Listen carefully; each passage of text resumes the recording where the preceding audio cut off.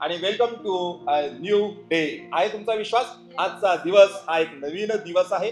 Late समयातील जी उपवास प्रार्थना आहे त्याविषयी शिकणार आहात. बऱ्याच जणांना माहित असेल की आता हा मार्च आणि एप्रिल महिना हा उपवासाचा महिना आहे. किती जण उपवास करत आहेत? 40 दिवसाचे उपवास 1 2 3 ओके 3-4 जण करत आहेत. पण बाकीच्या किती जणांना या उपवासाबद्दल माहित आहे की हल्लीच्या दिवसामध्ये 40 दिवसामध्ये लोक उपवास करतात? बघा, प्रत्येक वर्षी कधी कधी फेब्रुवारीचा शेवट असतो किंवा सहसा करून मार्च आणि एप्रिल हे महिने आले की आपण पाहतो की उपवासाचे ते दिवस असतात आणि ते उपवासाचे दिवस हे 40 दिवस आहेत.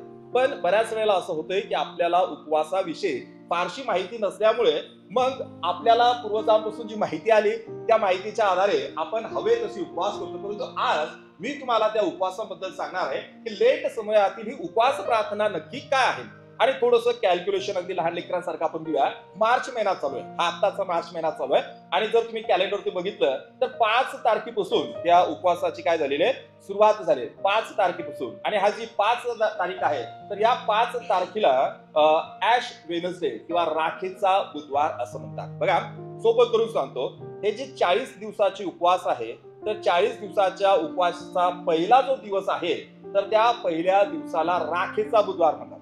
आता त्याला राखेचाच बुधवार का म्हणतात? मातीचा का म्हणत नाही, पाण्याचा का म्हणत नाही, चिखलाचा का म्हणत नाही, ते आपण समजून घ्या. तर आता इथे पुढे जर तुम्ही बघितलं 5 तारखेपासून म्हणजे या वर्षी 2025 ते कॅलेंडर आहे, 5 तारखेपासून चालू होतो आणि एक एक दिवस जर पुढे तुम्ही मोजला 6 7 8 9, आता 9 तारखेला रविवार येतो. या 40 दिवसाच्या उपवासामध्ये जे जे रविवार येतात तर ते मोजले जात नाही, ते रविवार वगळले जातात. आणि या 5 तारखेपासून पुढे म्हणजे बघा 9 16 23 आणि हे 30, मग इथून जर तुम्ही मोजला तर 1 2 3 4 5 6 7 8 9 10 11 12 13 14 15 16 17 18 19 20 21 22 23 दिवस मार्च मध्ये झाले. आणि एप्रिल मध्ये टू बी कंटिन्यू 24 25 26 27 28 29 30 31 32 33 34 35 36 37 38 39 40. म्हणजे उपवास कधी संपणार आहेत? 19 तारखेला उपवास संपणार आहे. जे मार्च महिन्यामध्ये 5 तारखेला उपवास सुरू होतात तर ते उपवास 40 दिवसाचे उपवास एप्रिल महिन्यामध्ये 19 तारखेला संपतात. आणि या उपवासाच्या दरम्यान जे जे रविवार येतात तर ते रविवार धरले जात नाही. मग आता रविवार का धरले जात नाही? तर असं म्हणतात लोक की तो पुनरुत्थानाचा दिवस आहे. प्रभू येशू ख्रिस्त रविवारी मरणातून उठले आणि त्यामुळे रविवार त्यामध्ये गणण्यात येत नाही. मग या बाकीच्या 40 दिवसामध्ये लोक उपवास करतात. मग नंतर आपण पाहतो की जी 19 तारीख आहे तर इथून ऍक्च्युली पाठीमागे मोजलं जाते. आता हे 19 तारखेचं वैशिष्ट्य काय आहे? तर प्रत्येक वर्षी 19 तारीख येतेच असं नाहीये. तर हे 40 दिवस कसे गणले जातात? ज्या दिवशी प्रभू येशू ख्रिस्त मरणातून उठले, प्रभू येशू ख्रिस्त मरणातून उठले तो दिवस आणि त्याच्या अगोदर 40 दिवस मोजले जातात. त्या 40 दिवसामध्ये रविवार येत असेल तर तो रद्द केला. किती जणांना समजलंय? समजलं सगळ्यांना? मार्च आणि एप्रिल महिन्यामध्ये 40 दिवसाचे उपवास धरले जातात दरवर्षी.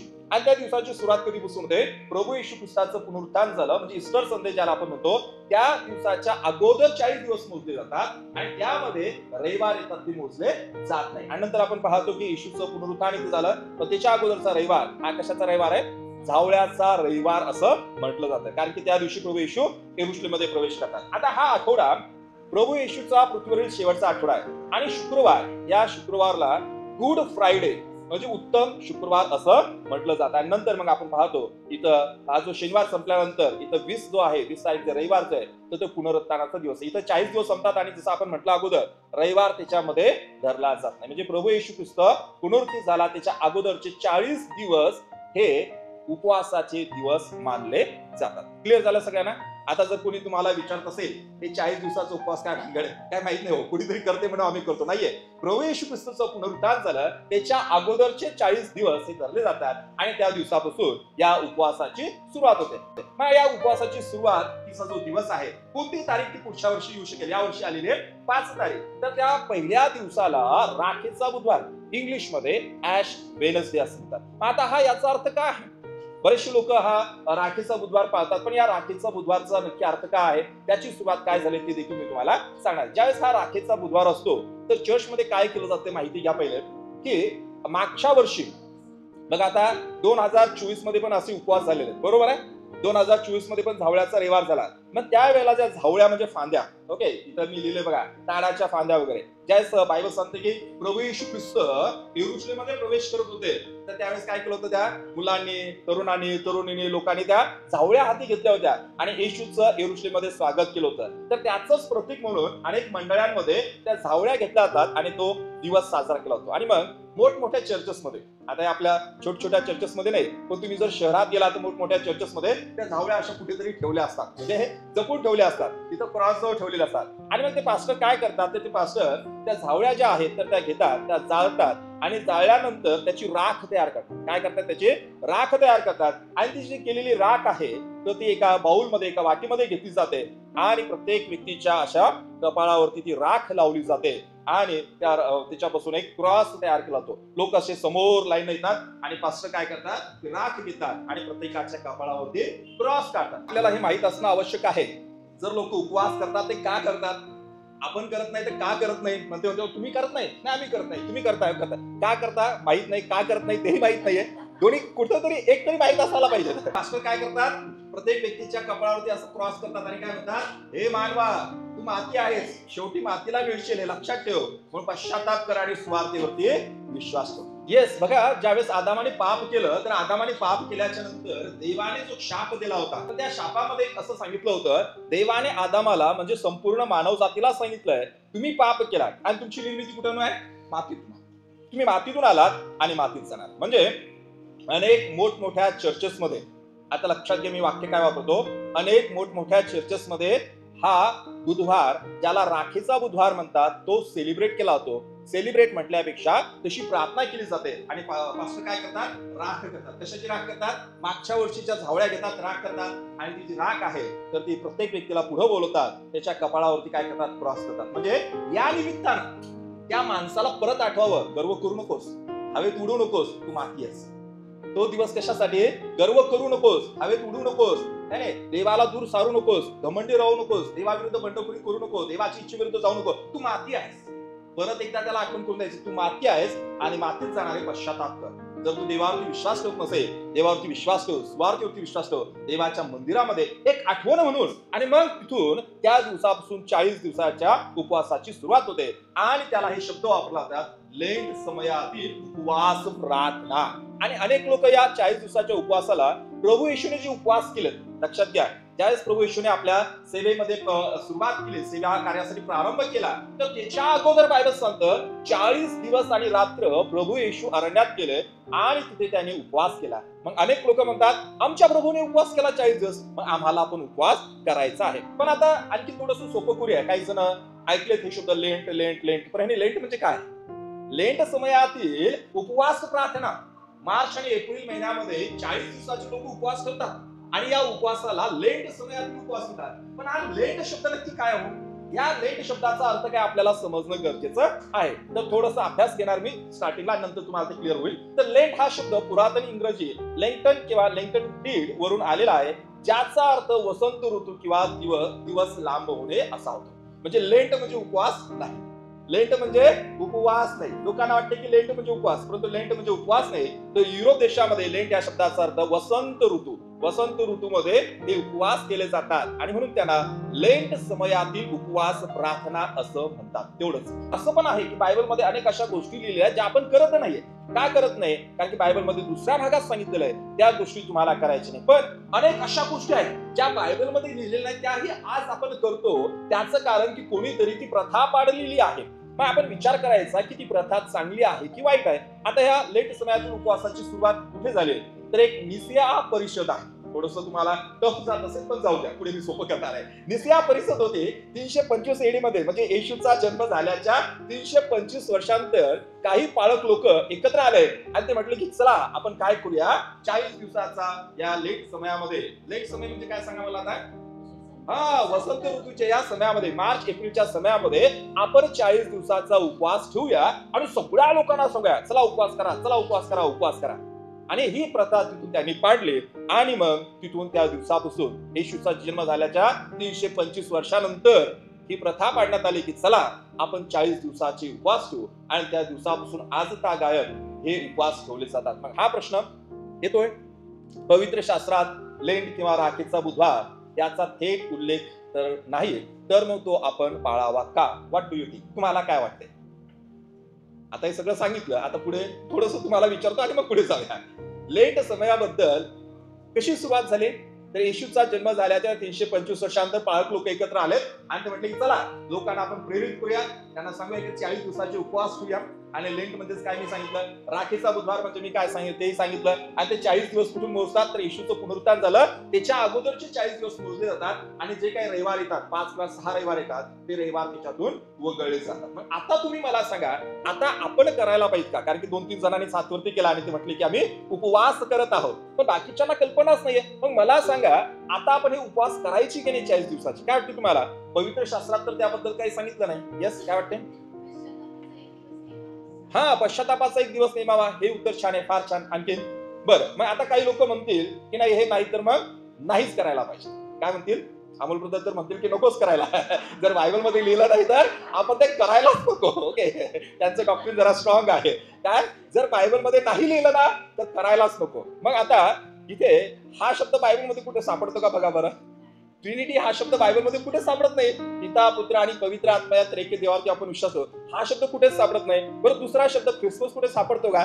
मग हा शब्द पण बायबल मध्ये कुठेच नाहीये. मग मला सांगा, बायबल मध्ये ख्रिसमस शब्द नाही, ट्रिनिटी शब्द नाही, तरी देखील आपण ख्रिसमस साजरा करतो. आता बायबल मध्ये कुठेही लिहिलं नाही, काय कुठेच लिहिलं नाहीये 25 डिसेंबरच्या दिवशी प्रभू येशूचा जन्म झाला, कुठेच नाहीये. मग जे पवित्र शास्त्राचे अभ्यासक आहे तर त्यांनी तो विचार केला, तो काळ कोणता होता, तो ऋतू कोणता होता, प्रसंग कोणता होता, आणि सर्व लोकांनी, तत्वज्ञानी जे लोक आहेत, म्हणजे शास्त्राचा अभ्यास करणारे जे स्कॉलर्स आहेत, त्यांनी ती तारीख ठरवली आणि आपण लोकांनी ती मान्य केली. आपल्या अगोदरच्या पिढ्यांनी देखील ती मान्य केली. म्हणजे सगळं जर तुम्ही पवित्र शास्त्रामध्ये शोधायला गेला तर ते तुम्हाला सापडणार नाही. आणि मग जर बायबल मध्ये नसेल तर मी ते करणार नाहीये असं म्हणणं पण जरा अवघड आहे. जे लोक उपवास करतात त्यांना करू द्या, ज्यांना करायला अवघड होते त्यांनी नाही केला तरी चालते. पण लक्षात घ्या, या 40 दिवसाच्या उपवास समयामध्ये, 40 दिवसाच्या लेट उपवास समयामध्ये जर मी उपवास केला नाही तर माझा तोटा होऊ शकतो, पण केला तर काहीच तोटा नाही. समजत आहे मी काय सांगत आहे? 40 दिवसाचा जो उपवास समय आहे, तर प्रथा असो नसो, पण केल्याने काय तोटे होणार आहे सांगा मला? काहीच नाही. 40 दिवसाच्या या उपवास समयामध्ये जर मी उपवास धरले तर माझा तोटा काहीच होणार नाही. म्हणून लक्षात घ्या, सगळ्यात महत्वाचं मी सांगत आहे, लोकांचे विचार भिन्न भिन्न असतात. आम्ही उपवास करावे की न करावे, तर त्यांना सांगायचं करा. तुम्हाला जर जमत असेल तर तुम्ही उपवास जरूर करा, जमत नसेल तर करू नका. पण जे करत आहे त्यांना म्हणून काही चुकीचं करतात, चुकीचं करतात, चुकीचं करतात. कारण की उपवास करणं, प्रार्थना करणं हे चुकीचं आहे असं बायबल मध्ये कुठेच सांगितलं नाही. तुम्ही मार्च मध्ये करा, एप्रिल मध्ये करा, बाकीच्या वर्षांमध्ये जे महिने येतात तेव्हा देखील तुम्ही उपवास करू शकता. आणि हे 40 दिवस कुठून आले माहिती का तुम्हाला? बायबल मध्ये जर तुम्ही बारकाईने थोडंसं पाहिलं तर बायबल मध्ये फक्त 3च लोकांनी अशुभ केले, फक्त 3 उपवास केले. आणि त्याच्यामध्ये पहिले मोशे नावाचा देवाचा सेवक आहे, त्याने 40 दिवसाचे उपवास 2 वेळा केले. किती? 2 वेळा. आणि तुम्हाला माहिती आहे का त्याचा उपवास कसा होता? फार स्ट्रॉंग होता. माझी इच्छा आहे की तुम्ही ते एक वचन वाचावं, निर्गम 34 आणि 28. किती दिवस त्याने उपवास केला? आणि त्या 40 दिवसामध्ये काय काय खाल्लं त्यांनी? परत एकदा वाचा ते शेवटचा भाग. येस, त्याने भाकर खाल्ली नाही आणि पाणी. हे आज शक्य आहे का मला सांगा? बायबल मध्ये 40 दिवसाचा उपवास करणारा पहिला व्यक्ती कोण आहे सांगा? मोसेस. हा इकडचा मोसेस चित्रामधला. तर या मोसेसने 40 दिवस उपवास केले आणि इथं म्हटलेलं आहे त्या 40 दिवसामध्ये त्याने भाकर पण खाल्ली नाही आणि पाणी. आज काय तुम्ही आणि मी असा उपवास करू शकतो का? 40 दिवस मी भाकरीला पण हात लावणार नाही आणि पाणी पण पिणार, काय होणार आहे? आजचं वातावरण पाहता 40 दिवस मला भाकर आणि पाणी न घेता उपवास करणं फार फार अवघड आहे. प्रॅक्टिस नर्सेस आपल्यामध्ये आहेत, त्यांना विचारा शक्य आहे का? अजिबात शक्य नाहीये. मग दुसरं उदाहरण आपण पाहतो, एलिया नावाचा एक दास होता, त्याने देखील काय केलेलं आहे, तिथे उपवास केलाय, 40 दिवसाचा उपवास केलाय. मोशे, दुसरं म्हणजे एलिया आणि तिसरं म्हणजे खुद्द प्रभू येशूने 40 दिवसाचे उपवास केले. पण ज्या वेळेला यांनी उपवास केले तर तो समय, तो काळ, तो प्रसंग वेगळा होता. मोशेने 2 वेळा उपवास केले. लक्षात घ्या, आज जर तुम्हाला त्यांची नक्कल करायची झाली तर ते कितीपत शक्य होईल मला माहित नाही. कारण की जर आपण त्यांच्याबद्दल पाहिलं, इथं इंग्लिश मध्ये फार छान लिहिलं आहे, this fast were all supernaturals directly related to God's plan and had profound spiritual significance. म्हणजे हे सर्व उपवास अलौकिक होते, थेट देवाच्या योजनेशी संबंधित होते आणि त्यांना महान आध्यात्मिक महत्व आहे.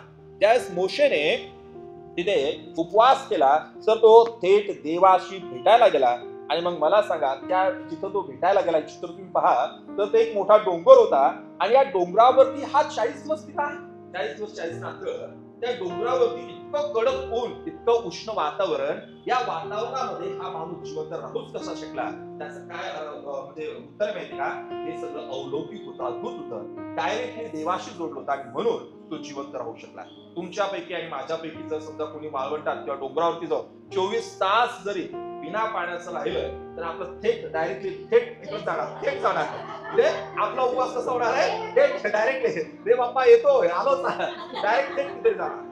सांगण्याचा अर्थ हे आहे की आपली शारीरिक गरज देखील लक्षात. मला तर नाही वाटत की कोणी 40 दिवस आजच्या घडीला उपवास करत असेल बिना पाणी आणि भाकर खाल्ल्यास. शक्यच नाही. आजचं वातावरण पाहता ते शक्य नाही. इथं केलं कारण की तशी गरज होती. इथं ज्या वेळेला एलियाला सांगितलं, तर एलियाच्या बाबतीत तुम्ही वाचू शकता का आपण? पहिले राजे 19 आणि 7 नंबरचं वचन असं कोणतरी. पहिले राजे 19 आणि 7 नंबरच्या वचनामध्ये एलियासाठी एक विशेष तरतूद केली होती बघा. पवित्र शास्त्रामधील जे महान लोक होऊन गेले त्या काळामध्ये ते एवढे उपवास करू शकले कारण की तिथे एक दैवी हस्तक्षेप होता, अलौकिक गोष्टी घडत होता. त्या गोष्टी देवाच्या योजनेशी डायरेक्टली संबंधित होत्या आणि म्हणून त्यांना ते 40 दिवस बिना भाकर आणि पाण्याचा एक थेंब न घेता उपवास करू शकले. देवदूताने, लक्षात घ्या, देवदूताने एलिया नावाच्या सेवकाला विशेष असं जेवण दिलं आणि त्या जेवणाच्या जोरावरती तो 40 दिवस आहे. आणि प्रभू येशूचं तर उत्तम उदाहरणच आहे. म्हणजे ही सगळी उदाहरणं दाखवतात की तो काळ हा वेगळा होता. आजच्या काळामध्ये तुम्ही 40 दिवस उपवास करू शकता. मी असं तुम्हाला डिस्करेज करत नाही की तुम्ही करू नका, पण तुमची शारीरिक तब्येत म्हणजे शारीरिक स्थिती काय आहे, तुमची तब्येत कशी, ती पाहून तुम्ही उपवास करा. म्हणजे सकाळचं जेवण, दुपारचं जेवण, संध्याकाळचं जेवण, सकाळचं दुपारचं स्किप करा, संध्याकाळी जेवण घ्या, किंवा तुम्ही दुपारचं संध्याकाळचं जेवण स्किप करा, सकाळी जेवण घ्या. तुम्ही 40 दिवस जर उपवास करत असाल, तुम्हाला जेवणाची गरज आहे. 2 दिवसातून एकदा जेवण करा. पाणी तर घ्याच. मला सांगा बरं, कोणी असं आहे की 2 दिवस झाले पाणीच पिलं नाही? ते मी तर सकाळपासून 2-3 वेळा पाणी प्यायला लागलो, इतकं गरम आहे. म्हणजे पाणी हे लागतेच. तर 40 दिवस आणि 40 रात्र उपवास तुम्ही करू शकता, पण त्यामध्ये तुम्हाला तुमच्या शरीरानुसार वेळ ठरवणं गरजेचं. आणि सगळ्यात महत्वाचं काय माहिती का? सगळ्यात महत्वाचं आहे, कदाचित तुमच्याकडून 40 दिवस झाले नाही, नाराज होऊ नका. बऱ्याच लोक अशा मानसिकतेमध्ये जातात, 40 दिवसाचा उपवास, 40 दिवसाचा उपवास, आणि 10 दिवसानंतर तुटला, आजारी पडले की स्वतःला कमी समजतात, स्वतःला शिव्या शाप देतात. अरे असं पण झालं, मी देवाचं ऐकलं नाही, देवाचं आज्ञापालन केलं नाही, माझ्याकडून झालं नाही, आणि मग त्या टेन्शन मध्ये ते जातात, निराशेमध्ये जातात. पण लक्षात घ्या, आपण किती दिवस उपवास करतो त्याच्यापेक्षा ते कसे करतो हे महत्वाचं आहे. आपण किती दिवस उपवास करतो त्याच्यापेक्षा ते कसे करतो हे महत्वाचं आहे. कारण की 40 दिवसच केले पाहिजे असं नाही. यांची उदाहरणं, पण तिथलची परिस्थिती वेगळी होती. मी तुम्हाला सांगितलं, त्यांना अलौकिक पुरवठा करण्यात आला होता. मोशे तर देवाच्या थेट संबंधी होता. एलियाला देखील विशेष प्रकारचं अन्न दिलं होतं. प्रभू येशूचं वेगळं उदाहरण आहे. पण तसंच आपल्या बाबतीत होईल असं नाही. तुम्ही 40 दिवस उपवास करू शकत नसाल, काही हरकत नाही. बायबलमध्ये सांगितले, दानिएल नावाचा सेवक होता, त्याने 21 दिवस प्रार्थना केली. एस्तेरने 3 दिवस प्रार्थना केली, उपवास केले. म्हणजे 21 दिवस उपवास प्रार्थना करू शकता, 3 दिवस उपवास प्रार्थना करू शकता, 10 दिवस करू शकता, 7 दिवस करू शकता. तुम्हाला हवं तेवढे दिवस तुम्ही उपवास प्रार्थना करा. दिवस महत्वाचे नाहीये, तर तुम्ही कसं करता ते महत्वाचं आहे. आणि मग बायबलमध्ये आज सकाळी मनीषा मॅडमने जो शास्त्रभाग वाचला, तर त्यावरती आपण थोडं बोलणार आहोत. उपवासाचा फायदा होऊ द्या, तोटा नव्हे. जसं की दानिएलच्या पुस्तकामध्ये म्हटलंय, तिथे त्याने म्हटलंय, द्राक्षारस, चांगल्या चांगल्या गोष्टींना मी नाही म्हटलं. आणि हे उपवास केलाच पाहिजे का? होय, केलाच पाहिजे. कारण की इथं ऑप्शनल नाही. ज्यावेळेस प्रभू येशू बोलतात तर ते म्हणतात, जेव्हा तुम्ही उपवास करता, म्हणजे विश्वासणाऱ्या लोकांनी उपवास करावा हे अपेक्षित आहे. उपवास करणं हे चुकीचं नाही. शेजाऱ्याला सांगा, उपवास करणं चुकीचं नाही. सांगा, लवकर सांगा, उपवास करणं चुकीचं नाहीये. कारण की काही जण अशा मानसिकतेमध्ये, हे उपवास करायला 40 दिवस कुठे लिहिलंय का बायबलमध्ये? नाही, चुकीचं नाहीये. पण त्याचा फायदा आपल्याला कसा होईल? जर तुम्ही उपवास करतात तर त्याचा फायदा व्हायला पाहिजे. उपवास आणि प्रार्थनेमध्ये फार मोठं सामर्थ्य आहे आणि त्या फायद्याच्या गोष्टी. आणि म्हणून आजच्या संदेशामध्ये उपवासाचा पूर्ण फायदा मिळवण्यासाठी मी काय केले पाहिजे हा सगळ्यात महत्वाचा प्रश्न आहे. मी 40 दिवस उपवास करताय, प्रभूची स्तुती असो, देवाने तुम्हाला कृपा देईल. मी 30 दिवस उपवास करताय, प्रभूची स्तुती असो, 20 दिवस, 30 दिवस. तुम्ही किती दिवस उपवास करताय महत्वाचं नाही. जेवढे दिवस तुम्ही उपवास करता चांगली गोष्ट आहे. उपवास समय मी काय केलं पाहिजे? देवाला वेळ दिला पाहिजे. उपवास आहे, उपवास, उपवास. देवाला वेळ कुठे लिहिलेलं आहे? हे मी शास्त्र भागात जे लिहिलंय तेच उचलून फक्त बाजूला काढलेलं, मी निवडून काढलेलं आहे. माझ्या मनचं काही सांगत नाही. उपवास समय मी देवाला वेळ देणं गरजेचं आहे. कारण की तो सकाळी शास्त्रभाग वाचला, त्याच्यामध्ये लिहिलेला आहे, आम्ही उपवास करतो. ते तू का पाहिजे? देव बाप्पा कुठेस तू? बघ की मी उपवास करायला लागलो. पण आम्ही आपल्या जीवास पीडा देतो. उपवास म्हणजे पीडाच आहे ना. काय ते चिकन मटन दिसते नको नको उपवास आहे, कोल्ड्रिंक दिसते नको नको उपवास आहे. हे म्हणजे आपण किती कंट्रोल करतो. शरीराला भूक लागली असेल, कावळे ओरडतात काय, पण कंट्रोल पीडा देतो. मग देव बापा तू काय ऐकत नाही, किती आम्ही उपवास करायचा. पण देव काय म्हणतो, पहा आपल्या उपवासाच्या दिवशी तुम्ही आपले कामकाज चालवता, तुम्ही आपल्या सर्व मजुरांकडून काबाड कसे करताय, काम धाम सगळं तुमचं चालू आहे. माझ्याकडे माझ्यासाठी वेळ कुठे आहे तुमच्याकडे. उपवासाच्या दिवशी नेहमीप्रमाणेच चालू आहे तुमचं, त्याच्यात काहीच फरक नाही. सकाळपासून संध्याकाळपर्यंत उपवास करता, 4 लोकांना सांगता उपवास आहे उपवास आहे. संध्याकाळी नंतर निवांत आपली काही ते सिरियल बघायची, व्हॉट्सअप बघायचं, फेसबुक बघायचं, चांगलं निवांत. देवाला वेळच नाही. मग या उपवासाला काही अर्थ नाही. जर मी उपवास धरत आहे, उपवास आणि प्रार्थना करत आहे, प्रभूची स्तुती असो, पण महत्वाची गोष्ट मला त्या दिवशी देवाला वेळ दिला पाहिजे. मी थोडासा वेळ बाजूला काढणं गरजेचं आहे. का माझा उपवास फक्त निवांत वेळ काढायचा आणि त्यावेळेस एखादा पिक्चर बघायचा, कुठेतरी गप्पा मारायच्या असं होत असेल तर काहीतरी चुकत आहे. तो दिवस माझ्यासाठी जशी येऊन सांगतो त्याप्रमाणे तिथं तो म्हणतो, तुम्ही मनपूर्वक माझ्याकडे वळा, उपोषण अंतर्धान शोक करून वळा. तो दिवस तुमच्या रडण्याचा असला पाहिजे. रडा. तर तुम्ही म्हणाले कसं काय, चांगल्या घरात रडायचं कसं, आमचं घर आनंदाने भरलेलं आहे, तुम्ही आनंदाच्या घरामध्ये रडा म्हणता. लोक काय म्हणते, रडा म्हणजे हळू रडा. कशाबद्दल रडा, तुमच्या पापांबद्दल रडा. तुम्ही पापांबद्दल शोक करा, प्रभू मला माफ कर, मी किती वाईट आहे, प्रभू मला माफ कर, मी तुझ्या इच्छेविरुद्ध जातो, मी बंडखोरी करतो. तुम्ही तुमच्या चुकांबद्दल रडा, अंतर्धान करा. त्या दिवशी ते घडलं पाहिजे. उपवास आहे फक्त जेवण घ्यायचं नाही, माझं रेग्युलर काम चालू आहे, दुसऱ्यांना त्रास देणं चालूच आहे, तो उपवास नव्हे. देवाला वेळ द्या, हे महत्वाचं आहे. आणि पश्चाताप करणं म्हणजे चुकीचा विचार करणे व कृती करणे हे सोडून देणे. प्रभू मला क्षमा कर, मी उपवास चालू करते आजपासून, आणि आजचा माझा पहिला दिवस आहे, आजपासून मी चुकीचं काहीच करणार नाही जे मी माझ्या आयुष्यामध्ये अगोदर केलेलं आहे. दुसरी गोष्ट, उपवास समय मी माझे वर्तन बदलले पाहिजे. देवाला तर वेळ दिलाच पाहिजे. मग काही लोक पहिली गोष्ट करतात, हुशार असतात काय लोक बघा, पहिली गोष्ट करणार, सगळं कामधाम करणार, वेळ काढणार, तासभर बसणार, प्रार्थना वेळ करणार, पण जसंच्या तसं ते काय, किती प्रार्थना करा, किती गुडघ्यावरती, त्यांचा स्वभाव बदलत नाही. वेळ देतात, पहिली गोष्ट करतात, पण दुसरी करत नाही, वर्तन बदलत नाही, आणि तेच कंटिन्यू. या यशाने त्या काळातील लोकांना जो संदेश दिला तोच आपल्यासाठी तिथं 4थ्या वचनामध्ये म्हटलंय, पहा तुमच्या उपवासाचा परिणाम तर असा होतो की तुम्ही त्यावेळी कटकटी करता, दुष्टपणाने ठोसाठोशी करता, तुमचा शब्द हृदयलोकी ऐकू जावा, यासाठी तुमचे हल्लीचे उपवास आहेत. असं नाही, काही बदलच नाही. सकाळी उठल्या माहित नाही का तुला उपवास आहे, चहा करून दिला नाही, अरे बा उपवास मग धमके. बायको पण नवऱ्यावरती, माझा उपवास चालू माहित नाही का, मला सगळं काम लावलंय. म्हणजे उपवासाच्या दिवशी पण या कटकटी सुरू आहेत. आणि बायबल सांगतं की कटकटी बायको कशी आहे, गळक्या ठिपका सारखी ती आहे, पाण्याचे पावसाचे ठिपके करतात तसे. म्हणजे उपवास तुम्ही करता, पण त्या उपवासाच्या समय तुमचा स्वभाव, तिरसट स्वभाव जात नाहीये, आणि हा जाणं गरजेचं आहे. उपवास समय मी माझं वर्तन बदललं पाहिजे, माझा आवाज बदलला पाहिजे, माझा बोलण्याचा जरा व्हॉल्यूम कमी झाला पाहिजे. माझा आवाज असा तुम्हाला माहित नाही का, अरे आहे तुझा आवाज तसा, पण जरा कमी करणार नाही, मी बदलणार नाही. बायबल सांगते बदला. वेळी तुम्ही काय करता, उपवासाचा काय परिणाम आहे, कटकटी आहेत, दुष्टपणाने ठोसाठोशी करता, आणि तुम्हाला असं वाटतं की तुमचा शब्द ऊर्ध्वलोकी म्हणजे स्वर्गात ऐकू जावा, याचा तुमचा उपवास नाही, तुम्हाला काही घेणं नाही. म्हणजे हा उपवास मनापासून नाही. मी प्रार्थना करताय, देवप्पा माझी प्रार्थना ऐकावी असं नाही, शेजाऱ्याने ऐकावी, बायकोने ऐकावी, नवऱ्याने ऐकावी. म्हणजे बऱ्याच वेळेला मला असं वाटतं की मी उपवास करतो, सगळ्या शेजाऱ्या पाजाऱ्यांना माझा आवाज गेला पाहिजे, देवाला जाऊ किंवा न जाऊ. उपवास समय मी स्वतःला नीटनेटके सादर केले पाहिजे. कसा मी उपवास केला पाहिजे, पवित्र शास्त्रामध्ये सगळं जसंच्या तसं किती सुंदर आहे, आपल्याला गोंधळ जाण्याची काहीच गरज नाही. त्याच्याच मध्ये 4थ्या वचनामध्ये पुढे कंटिन्यू म्हटलंय, देवाला पसंत पडणारा असा हा उपवास आहे का, मनुष्याच्या जीवास पीडा व्हावी असा हा तुमचा उपवासाचा दिवस आहे काय, लवाळ्यासारखे आपले तोंड लवणे.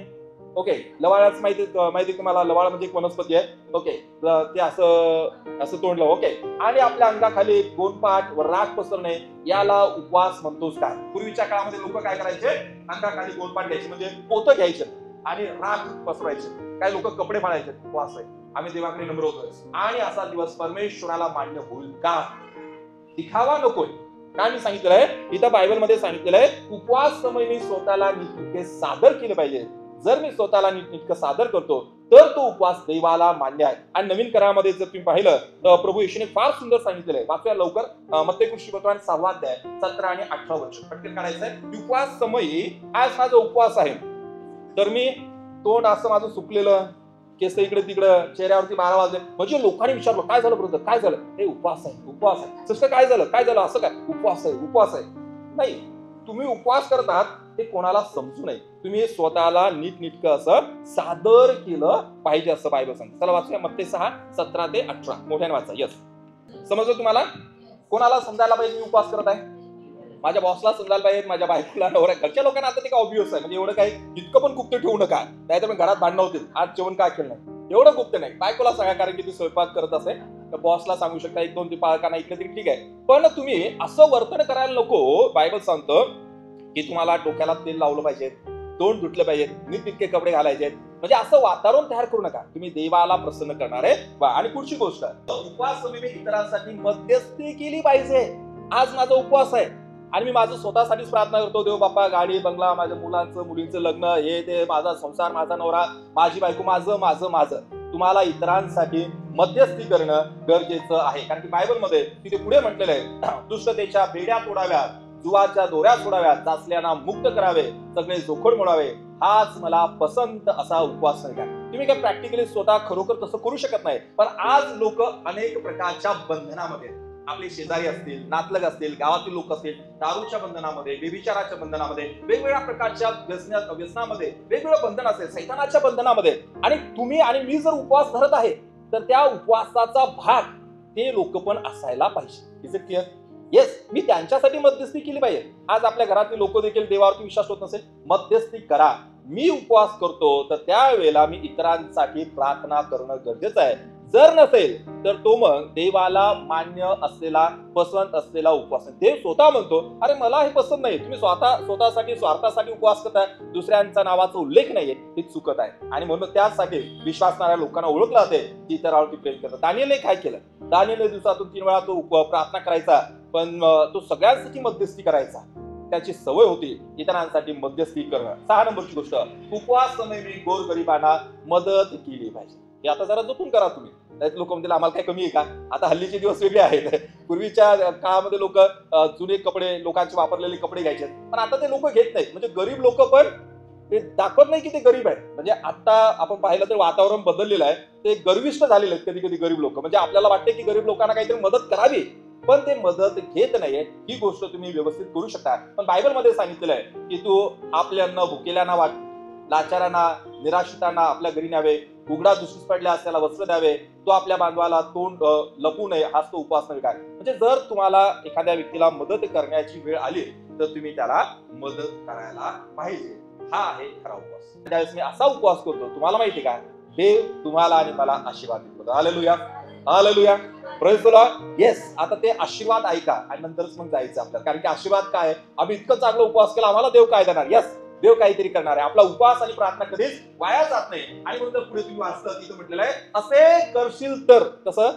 या अगोदर सांगितलं तसे करशील तर तुझा प्रकाश प्रभातेप्रमाणे पाकेल. म्हणजे तुझ्या जीवनामधून अंधकार निघून जाईल, तुझी जखम लवकर भरेल.